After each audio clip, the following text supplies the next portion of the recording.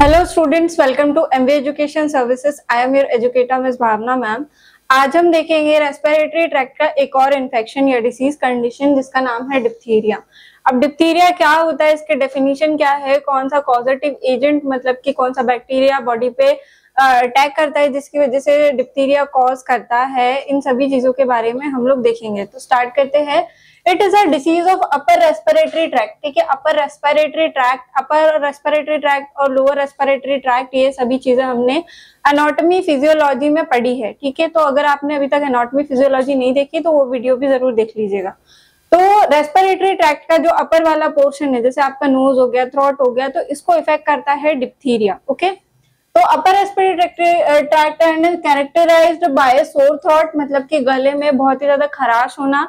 ठीक है, इसके साथ में लो ग्रेड फीवर, मतलब कि थोड़ा हल्का fever, and affect of tonsil, pharynx and nose. ठीक है, तो ये किन चीजों पे अफेक्ट करेगा, जो अपर रेस्पिरेटरी ट्रैक्ट है उनमें इन्फेक्शन फैलाएगा और उसकी वजह से इन्फ्लामेशन हो जाएगा, जिसकी वजह से आपको क्या है, सांस लेने में, खाना खाने में, पानी पीने में तकलीफ हो सकती है, क्योंकि ये आपके गले को अफेक्ट कर रहा है। इसके साथ में आपकी नोज और आपका जो वेंट पाइप है वो भी क्या होता है, अफेक्ट होता है। ठीक है, तो मोर ओवर आपका क्या हो जाएगा, एक कि पूरा का पूरा आपका रेस्पिरेटरी ट्रैक्ट, और जब आप खाना खाते हो तो गला क्या होगा, दर्द करेगा। ठीक है, अब इसका कॉजेटिव एजेंट क्या है, कोरिनोबैक्टीरियम डिप्थीरियाई। ठीक है, ये क्या है, एक टाइप का बैक्टीरिया है जो कि अटैक करता है, जिसकी वजह से डिप्थीरिया नाम की बीमारी होती है। ओके, अब देखेंगे सोर्स ऑफ इन्फेक्शन क्या है एपिडेमियोलॉजी में। तो 5 to 8 years old infected patient, ठीक है, ऐसे बच्चे, डिप्थीरिया जो है मेनली हमको बच्चों में देखने को मिलता है, तो ऐसे बच्चे जो ऑलरेडी डिप्थीरिया से इन्फेक्टेड है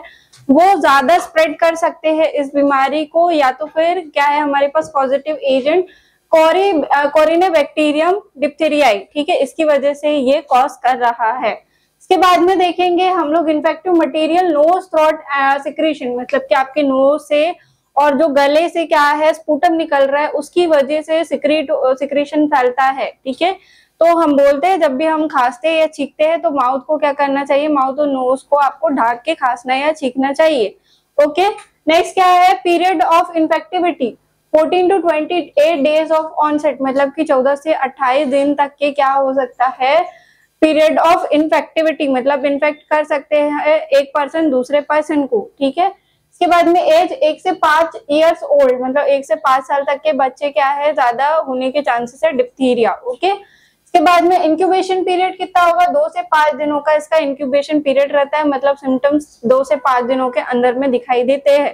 ठीक है, इसके बाद मोड ऑफ ट्रांसमिशन क्या है, ड्रॉपलेट इन्फेक्शन, जैसे हमने बात करी कि रेस्पिरेटरी इन्फेक्शन जो पूरा का पूरा है, जब भी आप छींकोगे खांसोगे तो वो ड्रॉपलेट जो है ड्रॉप्स के रूप में जो आपके माउथ से बाहर निकलते हैं, वही क्या करेंगे, दूसरे पर्सन को भी इन्फेक्ट करेंगे। ठीक है, इसका प्रिकॉशन क्या ऐसे ले सकते हैं हम लोग, तो हम लोग क्या कर सकते हैं, जब भी आप छींको खांसो माउथ को क्लोज करके रखो। ठीक है, और अपनी जो भी यूज कर रहे हैं हम लोग, क्लॉथ यूज कर रहे हैं या जिस भी चीज को यूज कर रहे हैं उसको दूसरे पर्सन को यूज ना करने दे। ठीक है, तो ऐसे ही हम लोग क्या कर सकते हैं, प्रिकॉशंस ले सकते हैं। इसके बाद में क्लिनिकल प्रेजेंटेशन में क्या देखने को मिलेगा, फीवर देखने को मिलेगा, फटीग देखने को मिलेगा, grey and yellow colour patches दिखाई देंगे आपके माउथ के अंदर में, मतलब आप जब माउथ ओपन करोगे तो इस तरीके के पैचेस जो है आपको देखने को मिल सकते हैं, या आपके टॉन्सिल्स पे देखने को मिल सकते हैं। ओके, इसके बाद में क्या है, रोल ऑफ फार्मासिस्ट की अगर हम बात करें तो एक वैक्सीन होती है DPT vaccine at age of 6,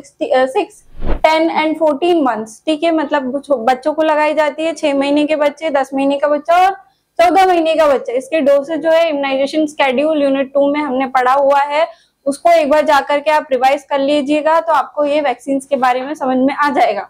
18 months booster dose will be given, और 18 महीने के बच्चों को बूस्टर डोज दिया जाता है।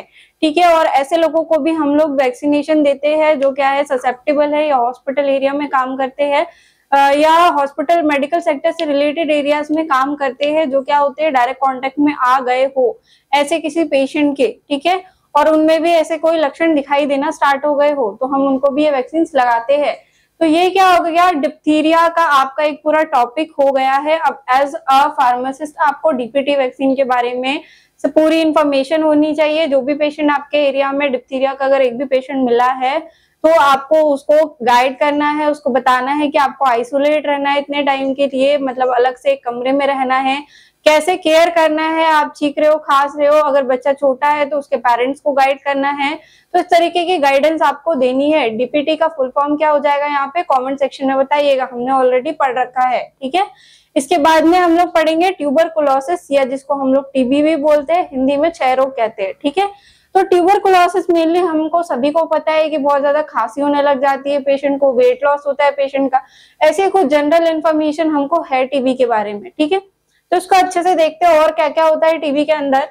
TB is highly infectious disease characterized by inflammation in lungs and other body parts, ठीक है। ये जो TB है ये क्या करती है, हमारे लंग्स को अफेक्ट करने का बहुत काम करती है, ठीक है।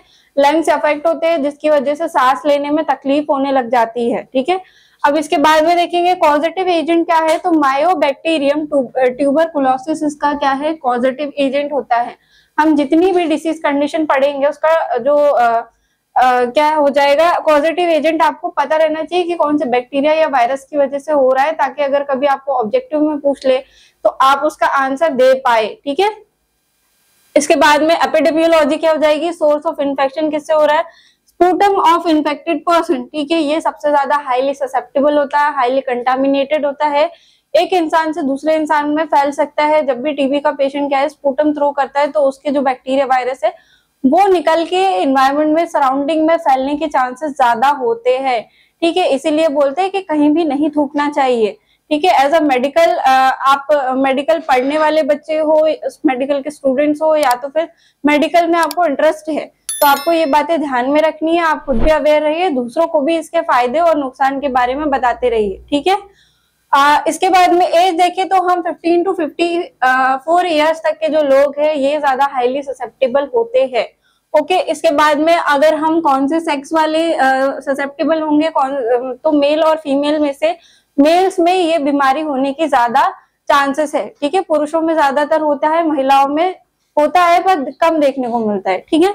इसके बाद में सोशल फैक्टर्स क्या हो जाएगा, माल नरिश्ड और अनहाइजीनिक, मतलब कि ऐसी जगह जहाँ पे क्या है अच्छी तरीके से पोषण नहीं मिल पा रहा है, संतुलित आहार नहीं मिल पा रहा है, या फिर बहुत ज्यादा क्राउडेड पीपल है, घर में 10-12 लोग एक साथ रहते हैं, उनको रहने के लिए कमरे कम हैं, तो वहां पे जो हाइजीन है वो मेंटेन नहीं हो पा रहा, ठीक है।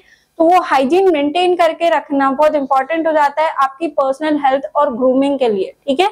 इसके बाद में पीरियड ऑफ इन्फेक्टिविटी की बात करें तो फ्यू मंथ से लेकर के ईयर्स, अगर आप टीबी को क्या करोगे, ट्रीट नहीं करोगे तो ये कुछ महीनों से लेकर के लंबे सालों तक के 10 से 20 साल तक के भी चल सकती है, जब तक आप ट्रीट नहीं करोगे, और उसकी वजह से दूसरे जो आपके बॉडी पार्ट्स है वो भी खराब हो सकते हैं। तो हम टीवीज में भी देखते हैं, टीवी में भी ऐड आता है ना। हम जब भी टेलीविजन देखते हैं तो उस पर ऐड आता है, हमको दिखता है कि कोई ना कोई बोल रहा होता है कि टीबी का इलाज जरूरी है, अगर नहीं करो तो लंबे समय तक आपकी बॉडी में रह सकती है और दूसरे ऑर्गन्स को भी खराब कर सकती है, ठीक है। तो यही, और आपका क्या है, एक ट्यूबरकुलोसिस का नेशनल पॉलिसी भी है, ठीक है। तो इसके बारे में भी एज अ फार्मासिस्ट आपको लोगों को बताना है, ओके। अब इसके बाद में हम लोग देखेंगे mode of transmission. Mode of transmission के बारे में इजी है, बहुत ही ज्यादा याद रखने की इतनी जरूरत नहीं है, जो पेशेंट का स्पूटम है उसके थ्रू, ठीक है। अनपास्चराइज्ड मिल्क, पास्चराइजेशन की प्रोसीजर होती है मिल्क की, जो कि आपने पहले पढ़ी हुई है, आप 6th क्लास के साइंस की जो बुक है उसमें देख सकते हो, 10th में देख सकते हो, 12th में देख सकते हो। पास्चराइजेशन की प्रोसीजर के बारे में बताते हैं, ठीक है, जिसमें क्या होता है मिल्क को पास्चराइज करके दिया जाता है। तो अगर मिल्क पास्चराइज नहीं है तो उसकी वजह से भी हो सकता है, और उसके साथ में फूड अगर अनहाइजीनिक है, या तो फिर मक्खी मच्छर आकर के फूड पे बहुत ज्यादा क्या करते बैठते हो, और उसी का आप क्या कर रहे हो, कंजप्शन कर रहे हो, क्योंकि आपको नहीं पता जो मक्खी है या मच्छर है वो कहाँ से फ्लाई करके आए, हो सकता है वो किसी टीबी वाले पर्सन के जो स्पूटम है उस पर बैठा हो, फिर आकर के खाने पे बैठ गया, कुछ भी हो सकता है। तो ये क्या है, अनहाइजीन की वजह से भी हो सकता है, ठीक है। तो ये क्या हो जाएगा, mode of transmission. Clinical presentation में लॉन्ग एपिसोड ऑफ कफिंग, मतलब कि बहुत लंबे टाइम तक के काफ करना, खांसना हो सकता है। लास्ट वीडियो में भी हमने ये बात करी थी कि जब भी किसी पेशेंट को खांसी होती है, घर में किसी को भी कफ कोल्ड की सिचुएशन होती है, तो घर वाले क्या बोलते हैं हमको हमेशा कि खांसी लंबे समय तक के आपकी बॉडी के अंदर नहीं रहनी चाहिए, हार्मफुल होती है, क्योंकि वो काली खांसी में बदल सकती है या ट्यूबरकुलोसिस की कंडीशन भी हो सकती है। इसीलिए इसको क्या है ट्रीट करना बहुत इंपॉर्टेंट हो जाता है, जैसे आपको क्या है काफ की प्रॉब्लम स्टार्ट हो जाए। इसके बाद में फीवर इन द इवनिंग, शाम के टाइम पे फीवर आना, बुखार आना, वेट लॉस होना एंड एनोरेक्सिया। एनोरेक्सिया एक नया टर्म है हमारे पास में, ये होता है भूख ना लगना, पेशेंट को भूख नहीं लगती या बहुत कम लगने लग जाती है, जिसकी वजह से वेट लॉस आपको हैवी अमाउंट में देखने को मिल सकता है। 5 से 10 केजी जो है एकदम से वेट लॉस हो सकता है पेशेंट का, ठीक है। अब इसके बाद में डायग्नोस्टिक टेस्ट की अगर हम बात करें तो मेंटिक्स ट्यूबरकुलिन स्किन टेस्ट होता है, ठीक है। ये एक टाइप का टेस्ट है जो कि किया जाता है किसके लिए, टीबी का पता लगाने के लिए, ठीक है। इसमें क्या देखते हैं हम लोग, इस बैक्टीरियम को देखते हैं, मायोबैक्टीरियम ट्यूबरकुलोसिस की आपके बॉडी के अंदर प्रेजेंट है या नहीं है, ठीक है। इसके बाद में रोल ऑफ फार्मासिस्ट की बात करें तो BCG vaccine should be given up to 20 years of age, ठीक है। बीसीजी की वैक्सीनेशन होती है जिसके बारे में हम लोग इम्यूनाइजेशन स्केड्यूल में पढ़ चुके हैं, ठीक है। तो इसके बारे में आप देखिएगा, बीसीजी का फुल फॉर्म क्या है कमेंट सेक्शन में बताइएगा, ठीक है। और एज अ फार्मासिस्ट आप क्या करेंगे, जो नेशनल ट्यूबरकुलोसिस प्रोग्राम चलाया जाता है गवर्नमेंट के थ्रू, उसके पॉइंट्स क्या है वो आपको कम्युनिटी में जा करके बताना है, पूरा प्रॉपर आपको जो इम्यूनाइजेशन स्केड्यूल है उसके बारे में पता होना चाहिए। जब भी आपके पास में ऐसा कोई इन्फेक्शियस डिसीज वाला पेशेंट आता है या आपके एरिया में ऐसे कोई पेशेंट बढ़ते हैं तो उनको आपको इन्फॉर्मेशन देना, उनके फैमिली मेंबर्स को इन्फॉर्मेशन देना या कम्युनिटी गाइडेंस को आपको फॉलो करवाना बहुत ही ज्यादा इंपॉर्टेंट हो जाता है, बिकॉज आप हेल्थ सेक्टर से बिलोंग करते हैं। तो ये आपकी क्या है ड्यूटीज होती है, ठीक है। इसके साथ में आप क्या कर सकते हो, जो भी टीबी वाला या डिप्थीरिया वाला पेशेंट है उसके फैमिली मेंबर्स को बताना कि इनको आइसोलेट रखो। स्पूटम अगर क्या है बाहर निकाल रहे हैं तो उसको क्या करना, प्रॉपरली डिस्कार्ड करना है ना, ये बहुत इंपॉर्टेंट हो जाता है। हैंड वॉश करना, मास्क लगा के रखना, तो ऐसी जो छोटी छोटी चीजें होती है ये बहुत ही ज्यादा इंपॉर्टेंट हो जाती है कम्युनिकेबल डिसीजेस को प्रिवेंट करने के लिए। तो यहाँ पे हमारा जो क्या है अपर रेस्पिरेटरी ट्रैक्ट या रेस्पिरेटरी ट्रैक्ट का जो पूरे इन्फेक्शन है, कम्युनिकेबल डिसीज है, ये कंप्लीट होते हैं। इसके बाद में हम लोग पढ़ेंगे इंटेस्टाइनल जो डिसीज कंडीशन होती है इंटेस्टाइन से रिलेटेड, उनके बारे में। इंटेस्टाइनल इन्फेक्शन हम लोग पढ़ेंगे। तो intestinal infection bacteria, virus, fungi इसी की वजह से होता है, ठीक है। इसके बारे में हम लोग प्रीवियस वीडियो में पहले बात कर चुके हैं कि माइक्रो ऑर्गेनिज्म जो है वो हमारी बॉडी में इन्फेक्शन को स्प्रेड करते हैं। अब इंटेस्टाइनल इन्फेक्शन की बात कर रहे हैं तो इंटेस्टाइन हमारी बॉडी का एक ऑर्गन होता है, पार्ट होता है, जिसको हम लोग इंटेस्टाइन कहते हैं, जिसको 2 पार्ट्स में डिवाइडेड है, large intestine and small intestine, जिसको हम छोटी आंत बड़ी आंत भी कहते हैं, ठीक है। इंटेस्टाइन को हिंदी में हम लोग आंत कहते हैं मेडिकल टर्म में, मेडिकल लैंग्वेज में। तो अगर आपको इसकी एनाटॉमी फिजियोलॉजी पढ़ना हो तो एनाटॉमी फिजियोलॉजी वाला जो वीडियोस है उसमें आप देख सकते हैं, ठीक है। तो इंटेस्टाइनल इन्फेक्शंस किस वजह से हो रहे हैं, क्या होते हैं, देखते हैं। Infection of gastro intestinal tract and mainly characterised by diarrhoea are categorised under intestinal infection, ठीक है। ऐसे इन्फेक्शन जो गैस्ट्रो इंटेस्टाइनल ट्रैक्ट कौन सा हो जाएगा, जो आपका माउथ से लेके एनस तक का जो ट्रैक्ट है, ठीक है। आप फूड खाते हो, फिर वो आपके पेट में जाता है, डाइजेस्ट होता है, आपके इंटेस्टाइन से आपके बॉडी के बाहर निकल जाता है। तो इस पूरी प्रोसीजर को, इस पूरे रूट को गैस्ट्रो इंटेस्टाइनल रूट कहते हैं हम लोग, ठीक है। तो उसमें किसी भी टाइप का अगर इन्फेक्शन और इन्फ्लेमेशन हो जाए, ठीक है, जो कि क्या होता है मेनली इसका सिम्टम हमको दिखाई देता है कि डायरिया हो रहा है, दस्त लग रहे हैं, ठीक है। तो इस तरीके की कंडीशन दिखाई देती है तो इसको हम लोग कहते हैं इंटेस्टाइनल इन्फेक्शन, ओके। अब इसका फर्स्ट इन्फेक्शन जो है वो देखेंगे हम लोग पोलियोमाइलाइटिस, ठीक है, जिसको हम लोग पोलियो के नाम से भी जानते हैं, ठीक है। तो पोलियोमाइलाइटिस के लिए बहुत सारे प्रोग्राम भी चलाए गए हैं, नेशनल प्रोग्राम चलते हैं, जिसके बारे में हम लोग आगे पढ़ेंगे इन्फॉर्मेशन, ठीक है। पहले पोलियोमाइलाइटिस देख लेते हैं। It is an infectious and acute disease affecting the central nervous system which may lead to either temporary or permanent paralysis। ये कैसा है, एक इन्फेक्शन है जो कि किससे हो रहा है, किसको अफेक्ट करने का काम करता है, हमारा central nervous system. Central nervous system क्या करता है, आपकी पूरी बॉडी को इम्पल्स बताता है काम करने के लिए, हाथ उठाने के लिए, आपको बात करने के लिए, साउंड सुनने के लिए। तो जितना भी काम हो रहा है आपकी बॉडी के अंदर वो किसकी वजह से हो रहा है, सेंट्रल नर्वस सिस्टम। वो जब तक के आपकी बॉडी को नहीं बताएगा कि आपको हाथ उठाना है, बात करना है, तब तक कि आपकी बॉडी कुछ नहीं कर पाएगी, है ना। तो सेंट्रल नर्वस सिस्टम को ये पोलियो वायरस जो है अफेक्ट करने का काम करता है, जिसकी वजह से पैरालिसिस जैसी कंडीशन भी देखने को मिल सकती है। या पार्शली जो पार्ट है बॉडी का, मेनली अपर लिम्ब और लोअर लिम्ब जो है, मतलब आपके हाथ या पैर, वो काम करना बंद कर देते हैं इस कंडीशन के अंदर, जिसको क्या कहते हैं हम लोग, पोलियोमाइलाइटिस। ओके, अब कॉजेटिव एजेंट क्या हो जाएगा इसका, कॉजेटिव एजेंट है पोलियो वायरस, ठीक है। टाइप 1, टाइप 2 और टाइप 3 3 टाइप्स के होते हैं। Type 1 is most predominant one, affect children below 5 years of age, ठीक है।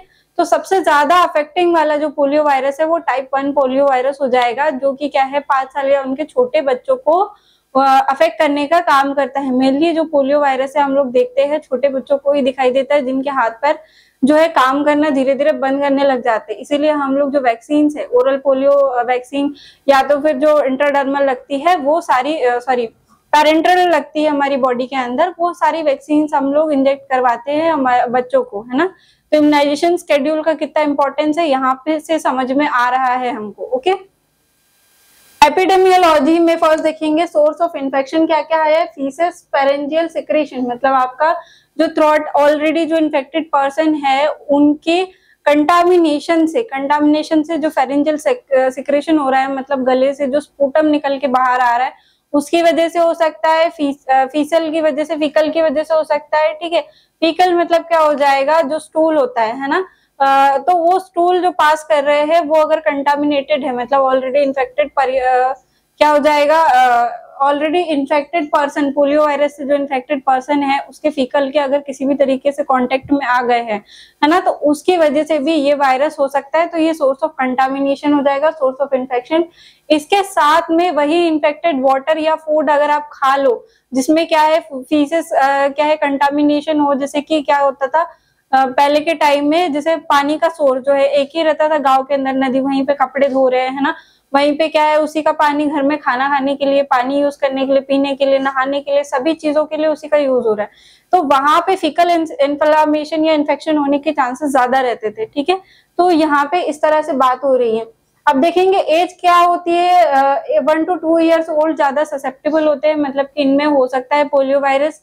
इसके बाद में एनवायरमेंट की बात करें तो पुअर सैनिटेशन या ओवर क्राउडेड प्लेस, ठीक है, जहाँ पे सैनिटेशन प्रॉपर नहीं है, जहाँ पे पानी सही नहीं मिल रहा है, पानी कंटामिनेटेड है, ठीक है, पानी में वायरस प्रेजेंट है, बैक्टीरिया प्रेजेंट है। जैसे हमने बात करी कि एक ऐसा गांव या तालाब जिसका पानी हर कोई व्यक्ति हर कोई काम कराने के लिए कर रहा है, नहाने के लिए, खाने के लिए, अदर चीजों के लिए, सभी चीजों के लिए उसी तालाब के पानी का यूज हो रहा है, ठीक है। तो ये एनवायरमेंट पे भी डिपेंड करता है।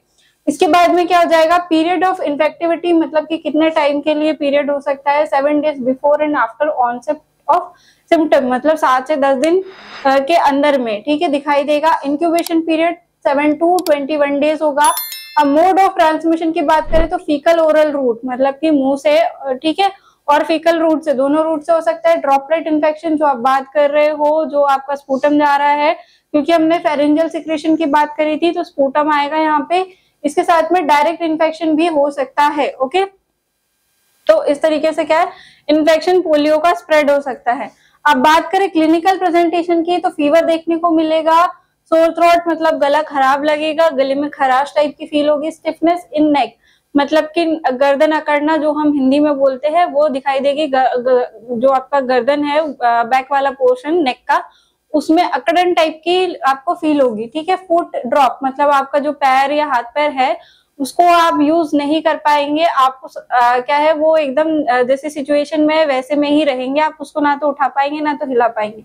पैरालिसिस ऑफ लिम्ब, पैरालिसिस हो जाएगा, लकवा मार जाएगा लिम्स को। लिम्ब क्या होते हैं, हमारे अपर बॉडी के दोनों हाथ और लोअर बॉडी के पैर, ठीक है, तो इसको बोलते हैं हम लोग लिम्स। तो अपर लिम्ब और लोअर लिम्ब कहीं पर भी क्या हो सकता है, पैरालिसिस की कंडीशन अराइज हो सकती है।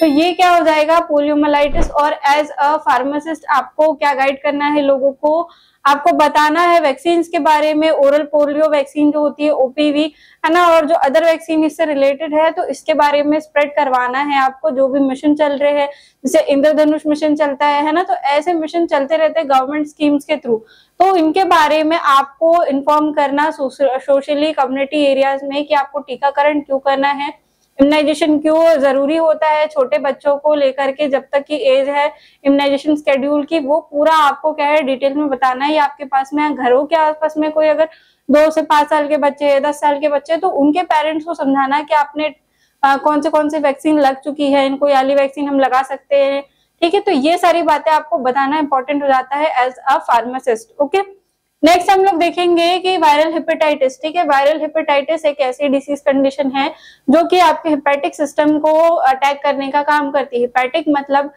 लिवर, ठीक है। अगर जब भी हेपेटिक वाला वर्ड यूज होता है तो वो रिलेट करता है डायरेक्ट लिवर से, ठीक है। तो वायरल हेपेटाइटिस कहाँ पे अटैक करेगा? आपके लिवर के ऊपर। और कौन सा जो कंडीशन है, डिसीज कंडीशन, आप बताइएगा मुझे, जो लिवर पे अटैक करने का काम करता है।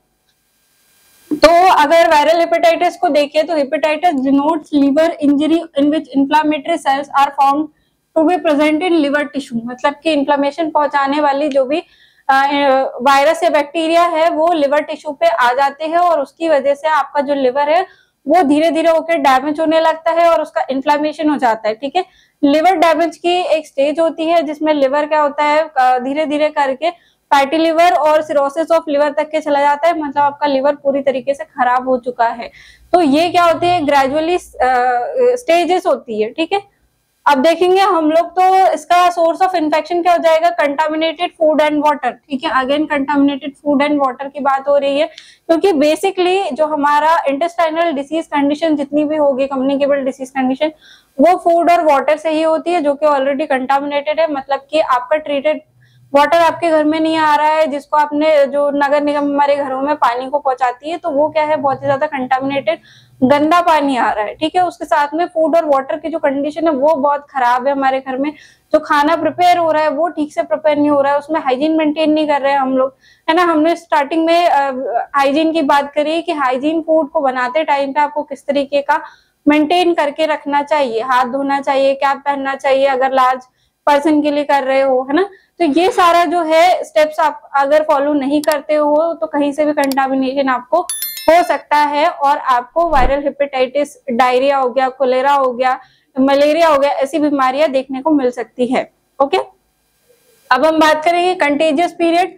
तो 14 डेज बिफोर ऑनसेट, ठीक है, 14 दिन पहले से कंटेजियस हो सकता है, मतलब एक पर्सन से दूसरे पर्सन में फैल सकता है। इसके बाद में अगर हम लोग एज और सेक्स की बात करें तो बोथ एज एंड सेक्स, ठीक है, दोनों मेल एंड फीमेल दोनों को हो सकता है, किसी भी एज में हो सकता है। मेनली तो जो छोटे बच्चे होते हैं या जिनकी इम्यूनिटी वीक होती है, इनमें हम लोग वायरल हेपेटाइटिस को ज्यादा देखते हैं, या जिनको वैक्सीनेशन नहीं मिली है, क्योंकि इसकी इम्यूनिटी वैक्सीनेशन के थ्रू ही आती है, ठीक है। इसके बाद में इम्यूनिटी देखेंगे, ओनली वैक्सीनेटेड पर्सन की बात कर रहे हैं कि वैक्सीनेशन जो हेपेटाइटिस का लगता है वो कंप्लीट होना चाहिए।